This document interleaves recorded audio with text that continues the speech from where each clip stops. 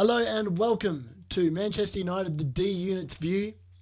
If you are watching on YouTube, please make sure you like the video and subscribe to the channel. If you are listening via audio or Spotify, Apple Music, whatever it is that it might be, please again make sure you give us a follow and rate the show. And if you want to get in touch, leave us a comment, or you can find me at KMPDK14 on all your social media. So that's TikTok, Snapchat, whatever you want to call it. You can find me on there, and Instagram, Facebook, all that. Just hit me up. That's where I'm at. How are we feeling after Saturday night? Well, I'm still feeling a bit down, to be honest, because the more I think about it, the more, like, obviously I did the last show before the Sunday results, and we've actually dropped further down the table, which is never ideal. And let's be honest, there's still those gaping concerns that they're still going to be there come Sunday. How we're going to address them, hopefully another week's worth of training is going to help. But today we're really here because the news came out yesterday. Here we go. Fabrizio Romano was on the blower, and he basically said that Manuel Ugarte has signed. There's been a 50.1 million deal agreed, but only 42 million of it is guaranteed, and the rest will be in add-ons. Essentially, PSG are getting what they want, but they wanted add-ons on top of the 51 million. They've sort of come to the party, and we're going to get him for 51 million at a maximum price. The interesting thing I did note from this deal is that PSG have apparently inserted a 10% sell-on clause, mainly thinking that we're probably going to sell him on at some point, and they want to get some more money based back off that, which is quite clever because, I mean, United have been doing that with all their deals this summer. It makes sense that someone else would be making the most of that as well. And it's a good way of making sure you're getting income in years to come that, is hopefully going to offset the balance of the books. And in particularly in United's case, the main reason why we've got all these sell-on clauses, because we're not actually selling our players for very much money at all. But these sell-on clauses mean if they do start popping off and they do go for lots of money later on down the track, Mason Greenwood, great case in point, 45% sell-on clause, I think it was, it's been inserted in there. I mean, if he gets sold for another 50 mil, at some point we're going to get almost another 25 mil for him, and all of a sudden that initial deal that looked pretty cheap no longer looks quite as bad. And it definitely helps us conform with like the PSR rules, particularly in the short term. And we'll get to the outgoings at the moment, like in a couple of minutes. But it's good to see United actually being able to sell players, which is definitely something we have struggled to do for any kind of profit at all over the last few years. I think the second highest rated transfer out of United, I think the third one actually. So there was Ronaldo for 80 million yonks ago, back in the early 2000s, mid 2000s, sorry, late 2000s. What am I on about? Then we had Di Maria, and we've obviously had Lukaku, and I think the next fourth one is Dan James. I mean, Dan James is we actually made a profit on Dan James. It's hard to believe that is actually the case. And then we think about all these other players that we've struggled to sell. It just makes no sense at all. So that's definitely a positive, So Manuel Ugarte, where does he play? Well, he plays in the centre of midfield, predominantly looks like a defensive midfielder, and you would think that this is great planning for Casemiro. Obviously, Casemiro is now 32, going on 33, and when you get in your 30s, obviously your legs start to go. And I think that was pretty evident even on the weekend that the last 15, 20 minutes against Brighton, Casemiro's legs were done. Like, that midfield was just getting overrun the last 15, 20 minutes, and that's something that hopefully Ugarte is. I think his name is actually pronounced Ugarte. Apparently, from what I've done some research, it's a silent G. But if you don't have any idea like I do, apparently it's okay to go Ugarte. Just a little piece of information there for you all. So yeah, look, he's meant to be. He runs a lot. He looks like he's got a great engine.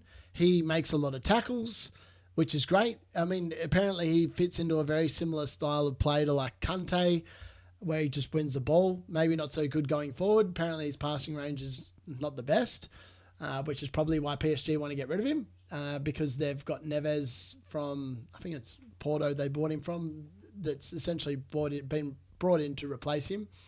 So that's going to be interesting to watch how his passing does get in. But the one thing that he is going to bring to the team is the fact that he's going to have that energy to get around and mop up the inconsistencies that we saw all throughout last season where there were gaping holes in midfield. He should have the engine, provided he stays fit. Touch wood, he stays fit, because we all know United love an injured player, especially from last year. But in reality, he's going to play with Cobby in the centre of midfield, you would think. I would not expect him to start on Sunday. I would imagine he'd be starting on the bench. You never know. Ten Hag might throw him in, but I could even envisage it, if he is to throw him in from the start, I could actually envisage that Mount maybe is injured and Bruno will still stay as the false nine. And I could see Cobby being pushed forward, and then you could have a midfield two of Ugarte and Casemiro against Liverpool, which I could definitely envisage a world where that potentially happens. I'll preview that later on in the week in my next show, but I can see where the lining, where the thinking would come in regards to that. But I actually think he's going to be, for what Ten Hag's football looks like, it looks like a front four pressing from the front, and then you've got your two midfielders hopefully screening the bit of the defence, and then the defence can play a bit higher.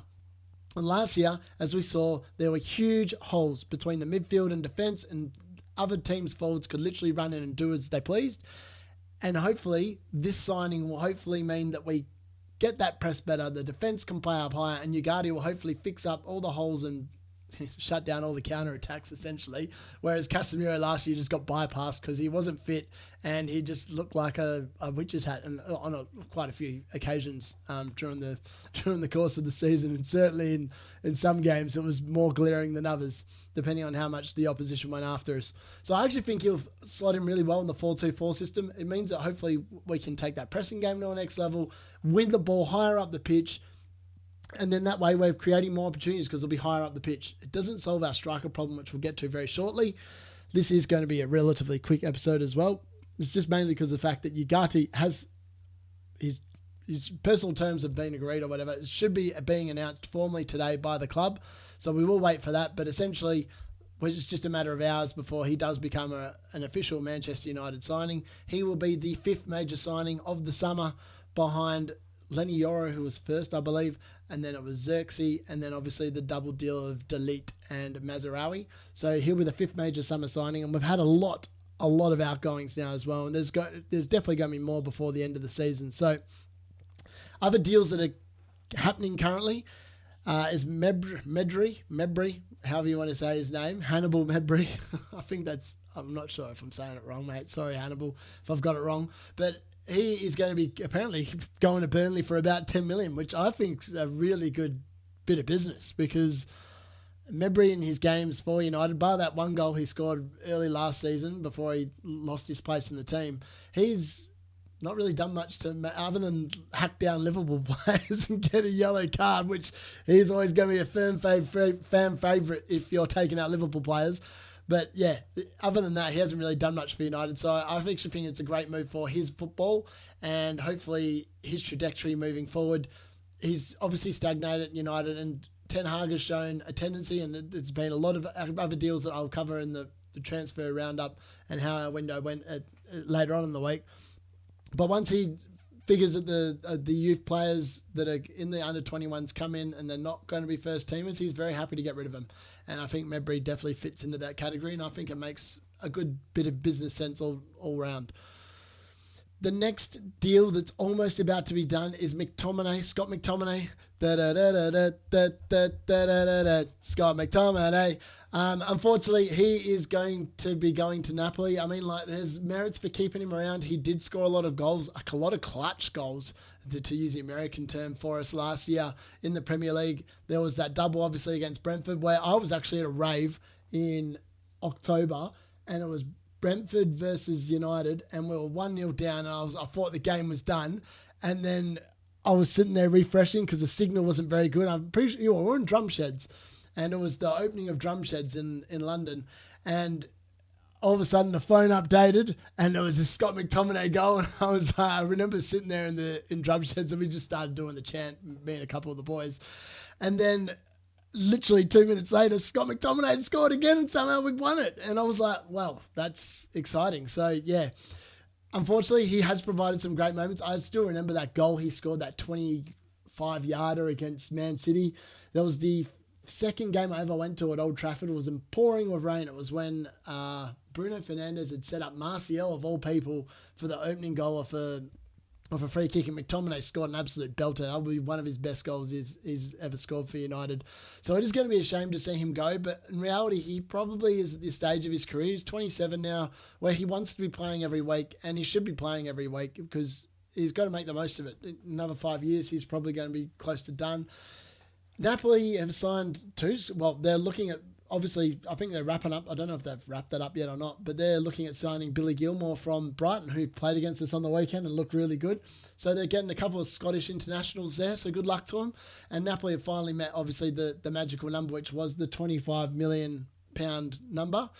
And hopefully that means, and again, there's going to be a clause put in there, so if he does get sold further on down the track, that United will also make a profit from that. So I think these are really good options in terms of, United last year could have made more than 30 mil for Scott McTominay, but by adding that trigger into his contract or the sale with Napoli, that means that he's actually likely to end up, making us more money down the line, which is also going to be really good for PSR. And the other really good thing about this deal is that Scott McTominay represents pure profit in terms of PSR for Man United. So again, that means that that's going to ease the burden where we've been flying really close to the limits over the last year and a bit. But hopefully this means that we'll be able to spend more money and make our lives a little bit easier in regards to that moving forward. Moving on to the next order of business, Jadon Sancho. Now, obviously, he has not made the opening 2 game week squads for United, which is disappointing in and of itself. As I've said on my previous episode, I personally believe that he should be on the squad or even in the team before Antony's anywhere near the squad, as far as I'm concerned. As I said previously, Antony is a waste of space. However, I think that is not going to happen under Ten Hag, and I think that the most realistic option between now and Friday, at the end of Friday, is that Sancho leaves. And the options at the moment are Juventus, who are more interested in a loan with potentially an obligation to buy, because I don't know if they have the funds to pay up the 40 mil that Man United are currently quoting. And the other team that's come to the party, and last episode said an absolute running joke, and then they beat Wolves 6-2, and they looked pretty good going forward. They looked a lot better going forward than we looked going forward, but I tell you what, Wolves should have probably scored 6 as well. The XG in that game actually favoured Wolves, which basically shows you how lucky Chelsea were. That scoreline really does flatter them. But apparently, they are interested in Jadon Sancho. Now, the main reason why I would suggest is because they're sitting there going, well, if United give us Sancho, then maybe they'll be in the market for a winger and we'll be able to give them Sterling. Now, I don't think that makes any sense at all. I do not know why United would go anywhere near Sterling. He is 29 years old, so you're giving away a winger that's currently 24 and you're getting one back that's 29 and also on massive wages. So you're just trading one massive wage for another. Again, makes no sense. And I would argue that Sterling only really looked good at Man City because he fitted the system. He always came in at the back post, and that's how he got his goals. He never scored like worldies or whatever. And last season for Chelsea, when he had the one-on-ones and all those sorts of chances, he missed them. So I don't think he is the option. I don't think it's a good option. So I'd just like to see Sancho sold if that is the way they're going to go. I don't want to see Sterling being swapped. I don't know. It just doesn't make any sense to me. And to be honest, I think as I've said previously, he's a much better option than Antony off the bench. If you don't want to start him, that's fine. But at least he should be on the bench in front of Antony, because what is Antony going to provide you other than that focused look that he gives you? And then he sits there guarding space. So that's the way I look at it anyway. So in reality, that's probably Sancho's lot is he will probably most likely be sold, I would think, before the end of Friday. And that leads us to any other business. Now, are United going to make more signings? Well, you can't rule it out. And as I said on Sunday, and I'm even more concrete on it now, Victor Osimhen. Chelsea were interested because obviously Romelu Lukaku is going to Napoli, and Napoli want to obviously balance their kind of books, and they wanted to get, Osimhen out of the club, and hoping that Chelsea will come to the party because, hey, if you're selling your striker, then maybe you want another one to replace him. But apparently now Chelsea are interested in Ivan Toney, which the last couple of days is going to be really chaotic. Chelsea just throwing their hats in with everyone, and you don't know what's going to come out. I would imagine that they're 100% going to sign a striker now. It could be Ivan Toney, it could be Victor Osimhen, or it could be someone from left field. It could even be me. If I give them a ring, they might sit there and offer me a contract, an 8-year contract. That'd be nice. But yeah, like honestly, Chelsea, we don't know. The other things to consider here is that Victor Osimhen was originally also wanting to go to PSG. PSG do not look like they're in the running at all. They look like they're not interested in the price is quoted. And as I said, Napoli not really too interested in a loan with no obligation. And I think the wages are proving a bit of a stumbling block there as well. The only club, I believe, is a Saudi Arabian club called Al Hilal, who have put in the required amount of money in order to buy Victor Osimhen, but I don't think he's interested in going to Saudi Arabia. I mean, he's 24, 25. His best years he wants to be spending in Europe, and what better place to do it than at Man United? I actually think that it's worth giving them a call, going, I don't know who the bloke is from Napoli, get him on the hot dial and just go, hey, Victor, we want him. And just see what they're willing to do. I mean, if the Al Hilal offered 60 mil, I'd come in and say, offer 40 and see what happens. Well, I think he could be a massive signing. I think United definitely need to drop into the market to buy a proven goal scorer between now and the end of Friday in order to really maximise this transfer window and give us the best chance of at least returning at the very minimum back to the top 4 and progressing well in all the cup competitions. I don't think if we don't sign a striker, I think that's going to be an opportunity missed. Højlund's obviously still injured at the moment. He's only meant to be out for 6 weeks. I think we're currently halfway through that, so he should be back in just after the international break with some luck. But again, he was very cold in the Premier League for a very large time last season. Then he had that hot streak where he scored 8 goals in, I think, 8 games. And then he got injured, and then he finished the season on the bench. So he can't be relied on. And I think the putting that much pressure on Xerxes to begin with is also unfair. And I think that's something that they should look at.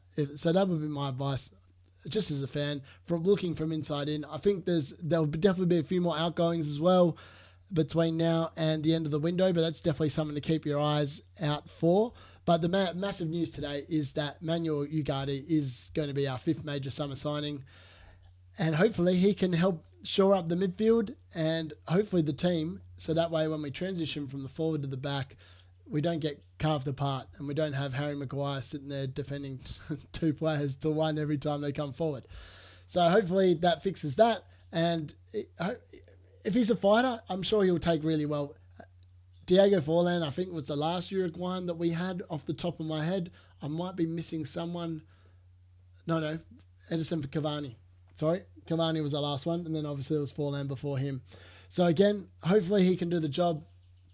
With some luck, he will, and I dare say we're probably going to see an official announcement later on today, and we will hopefully see him on Sunday rolling out in the United Red against the old Bin Dippers. Again, make sure you like and subscribe to the channel and like the video, and I'll see you guys again with a transfer wrap-up and a Liverpool preview later in the week. Thanks for watching. Bye.